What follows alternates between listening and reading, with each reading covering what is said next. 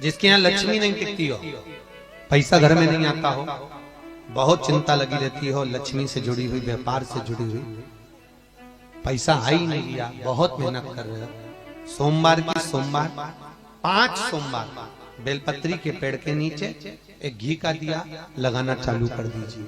शाम के समय थोड़ी सी मिट्टी बेलपत्री के पेड़ के नीचे की उठा कर लिया, घर के अंदर लाकर इतनी सी मिट्टी लाकर पटक दीजिए। 5 सोमवार करके देखो, छठे सोमवार पे करने की जरूरत नहीं पड़ेगी, व्यापार अपने आप बढ़ना चालू हो जाएगा।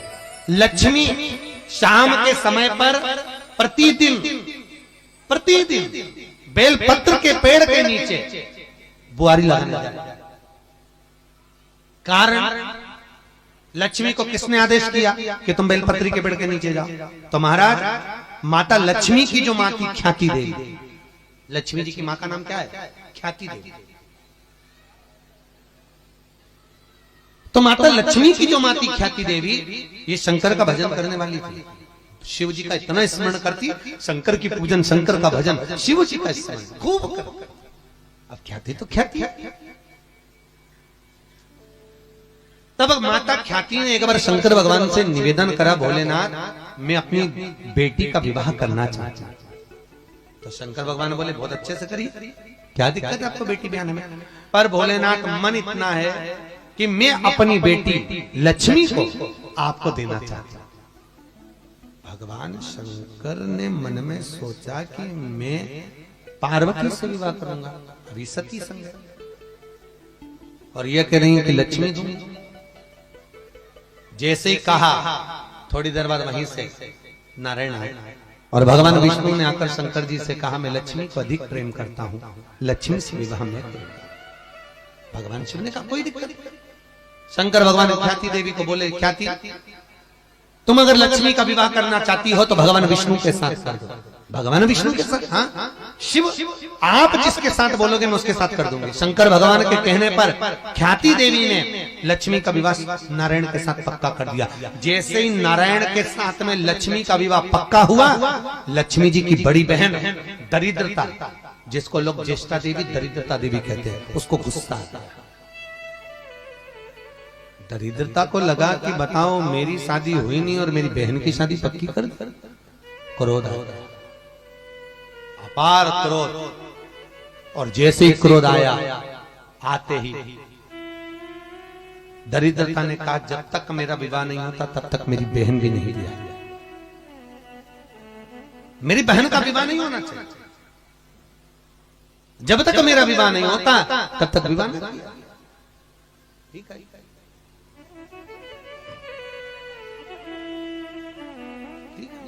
अब भगवान विष्णु से भगवान शिव जी ने कहा कोई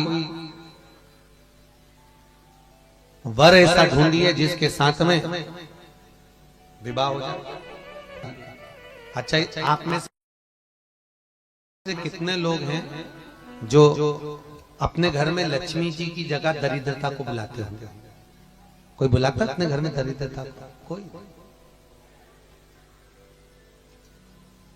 कोई दरिद्रता देवी को नहीं बुलाया, लक्ष्मी। अब कौन बुलाए?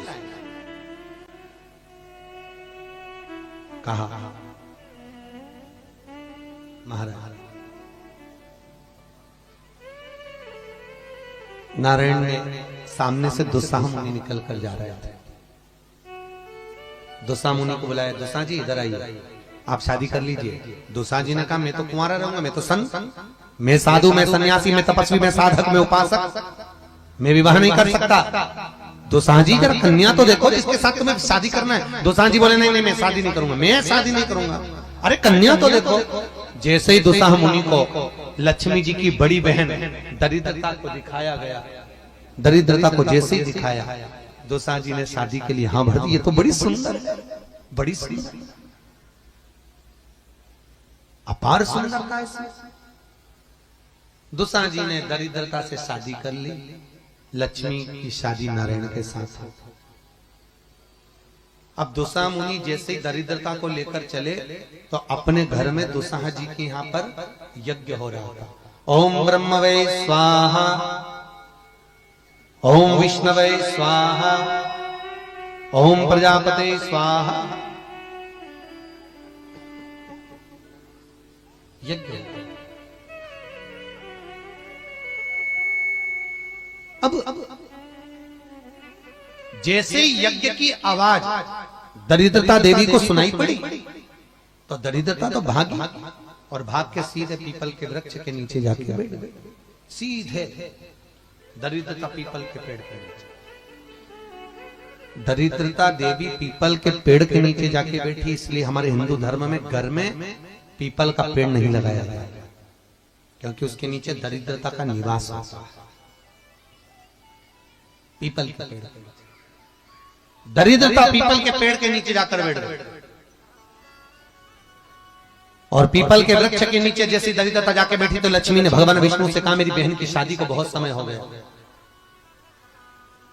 मिले चलो एक बार मेरी बहन से मिलकर आते। चलो भगवान विष्णु गए। अब लक्ष्मी, तुम किसी के यहाँ जाओगे मिलने के लिए तो ईमानदारी से बोलो, मिठाई लेकर जाओगे कि नहीं जाओगे? मीठा लेकर। अब लक्ष्मी जी ने जैसे मीठा दिया दरिद्रता को, दरिद्रता ने डब्बा खोला तो उसमें मिठाई देखकर दरिद्रता को क्रोध आ गया। अब दरिद्रता को जैसे क्रोध आया, दरिद्रता ने मिठाई का डब्बा उठाकर फेंक दिया। अरे लक्ष्मी, तुझे मालूम नहीं मेरे को क्या पसंद है और तू मिठाई लेकर आई है?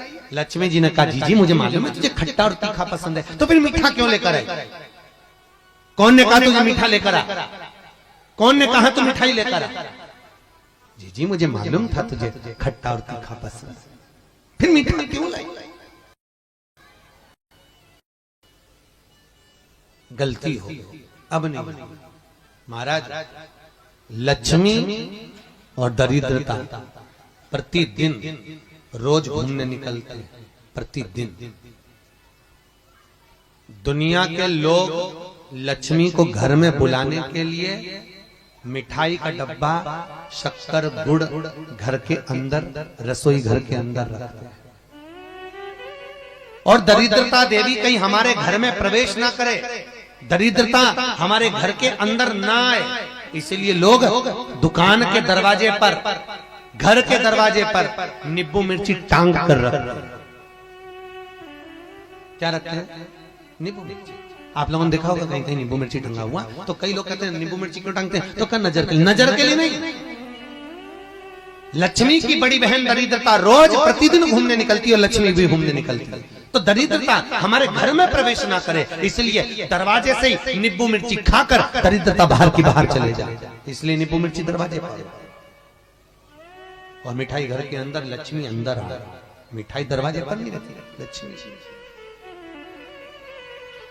लक्ष्मी भीतर प्रवेश कर जाए। महाराज, इसलिए हमारे हिंदू धर्म में बेटी की विदाई में 3 चीजें नहीं दी जाती। 3-4 चीजों का बड़ा भेद है महाराज।